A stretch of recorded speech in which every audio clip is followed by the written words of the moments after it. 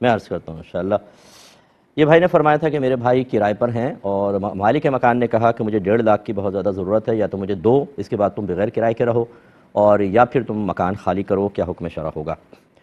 دیکھیں مسئلہ یہ ہے کہ اگر تو یہ کہتا ہے کہ یہ 1.5 لاکھ مجھے دو اور مدت مقرر کر لیتا ہے کہ اس کے بعد تم 1 سال 2 سال تک بغیر کرائے کے رہ سکتے ہو، تو حقیقتاً اس کا یہ بغیر کرائے کے کہنا بیکار بات ہے، گویا کہ وہ اگر مدت مقرر کر لی ہے تو اس کا یہ ایڈوانس کرایہ لے چکا ہے، ورنہ کس مد میں لے رہا ہے، ٹھیک ہے نا؟ تو اگر یہ اور اگر مدت مقرر نہیں کرتا، کہتا بس یہ مجھے دے دو، اس کے بعد تم جب تک چاہے رہو، تو یہ ٹھیک نہیں ہوگا، یہ اجارہ فاسد ہوگا، دونوں گناہگار ہوں گے، اور